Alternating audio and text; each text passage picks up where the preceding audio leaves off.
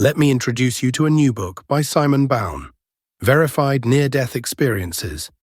Simon Bown, acclaimed podcaster and hypnotherapist, announces the release of his groundbreaking book, Verified Near-Death Experiences, Proof of an Afterlife. Through detailed accounts of events observed during clinical death and startling moments of validation, Simon Bown offers compelling insights into the mysteries of the afterlife. Verified Near-Death Experiences is a thought-provoking book that will leave readers questioning what lies beyond. Available soon. Welcome to our paranormal afterlife.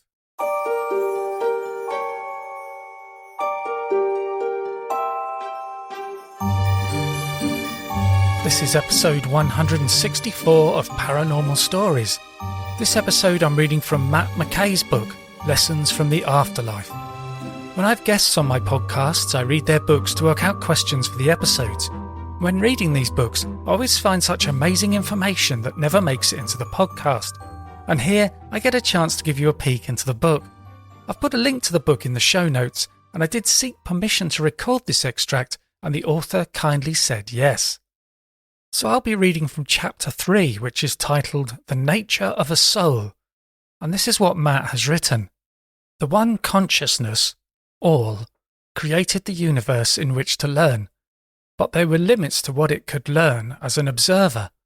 So all created smaller units of consciousness, souls, to enter and interact with its universe. Each soul has awareness, memory, and the capacity to choose, and the ability to conceptualize, feel, and love. Every function of souls, every ability is in the service of learning.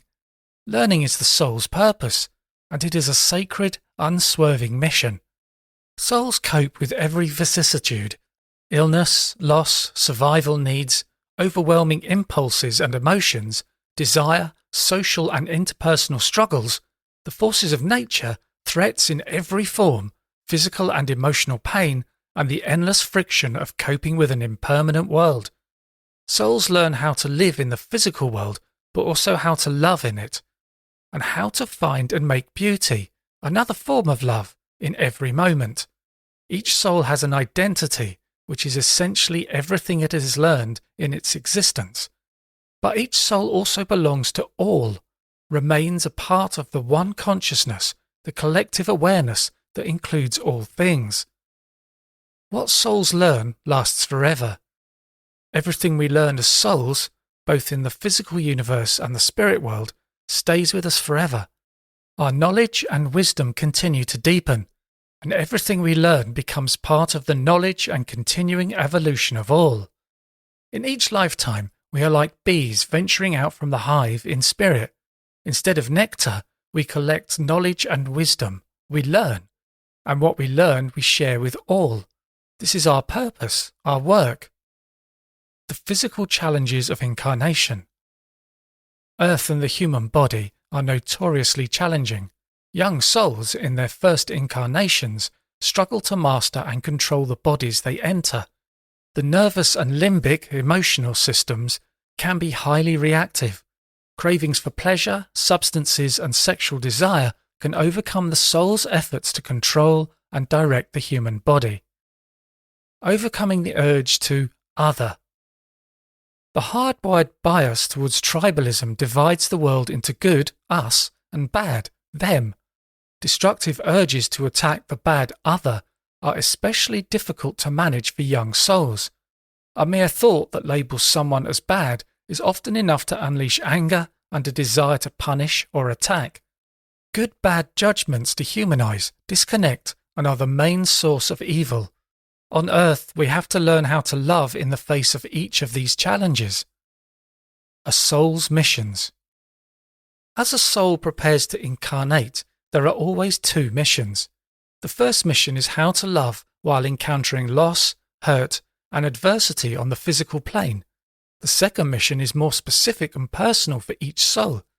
This may include certain unlearned lessons from previous lives, things like patience, acceptance, courage, caring, commitment, fortitude, values that the soul continues to work on.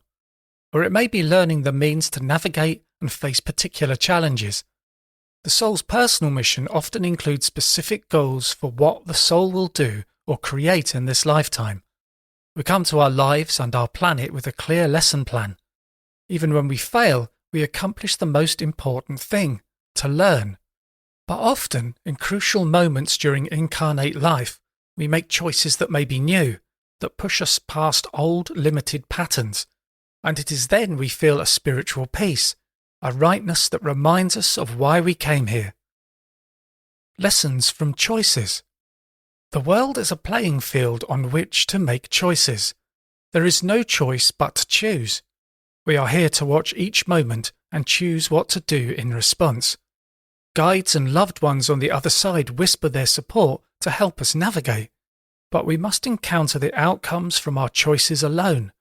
Pain and spiritual contentment are the two major outcomes of choosing. They are how we learn from what we choose. The capacity to choose is the cornerstone of what is real. We live at the epicenter of the moment. Reality unfolds with each of our actions, our choices, to become the next moment. Every choice makes something happen and opens the door to the next reality. And everything that happens leads to the next choice. The weight of this responsibility, to propel the present from one moment to the next, is enormous for each soul. This is the deepest truth about time in the physical realm as experienced by embodied consciousness. You create what is real from moment to moment, and you can't escape that burden until death. The moment is what's real. Lessons only possible in incarnate life. In the place between lives, the soul remembers the lessons of each existence and the love of all. But we forget most of what we knew as immortal souls when we come to earth, and we are born with no memory of our lives in spirit. And yet it is incarnate life, the not knowing, that makes it possible for us to awaken. In the amnesia of life is a beautiful opportunity, a painful aloneness, an emptiness that permits learning that's unencumbered by everything we knew before. It's a pristine field without hills or promontories. It is a place where everything is new, unblemished by past experience. Here we see light, not of the galaxies, not of history and all that has passed, but the light of the moment lived, or the pain or joy of time held and illuminated by a single experience. This is why we must have reverence for life and why it is precious. Nowhere in the heavens of the spirit world are the lessons of this incarnate life possible. If we remembered where we came from and what we knew there, we wouldn't take seriously the challenges and choices we face on this planet. Lessons of love. In the spirit world, love unites all. The truth that we are all and are united by love is the central experience of spirit. We enter the physical world to find that same truth, as opposed to merely having that truth surround us.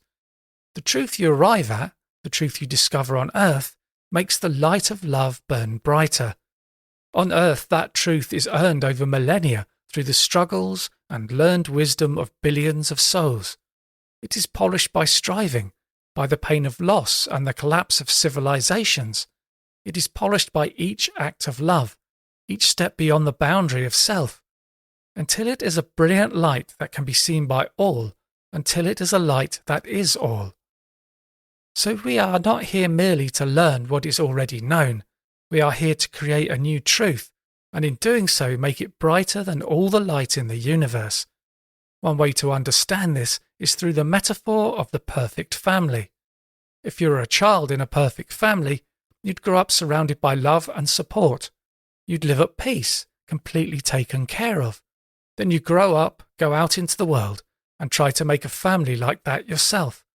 You'd face pain and obstacles trying to love, support, and protect your family. And in doing so, you'd learn more about what love is and what it really takes for children to be held safe and protected. We come to earth, therefore, not to rediscover old truths, but actually to create them ourselves. Lessons from experience. A soul is a unit of consciousness, simultaneously separate and a part of all. There are many forms of consciousness. Flies have consciousness, boa constrictors have consciousness, but they don't remain separate consciousnesses after death. The mind of all learns how the fly and boa constrictor consciousness experiences the world, but they, at their level of awareness, are incapable of conceptual learning. They are subsumed back into the mind of all at death. Human soul consciousness, in contrast, is capable of abstract thought and learning. It learns and evolves as it interacts with the physical environment, and it learns in relationship to other souls and forms of consciousness in both the spirit world and here on earth. Soul consciousness can interact with the physical universe in ways that all cannot. Soul consciousness can form relationships with objects, places, and other souls, learning from each connection in ways that the mind of all would engulf, for it would be too big and charged with energy to participate in these micro-level entanglements. For example, all can only conceptually experience orgasm, while an embodied soul can fully feel the experience in a physical entity. All can only conceptually experience loss through death, whereas a soul, consumed with pain at the moment of loss, can teach all the severing nature of loss and how it can be faced. In essence, soul consciousness exists and will continue to exist, to learn and to give all everything it has learned. So today I was reading from Matt McKay's book, Lessons from the Afterlife. If you want to buy the book, there is info and a link in the show notes.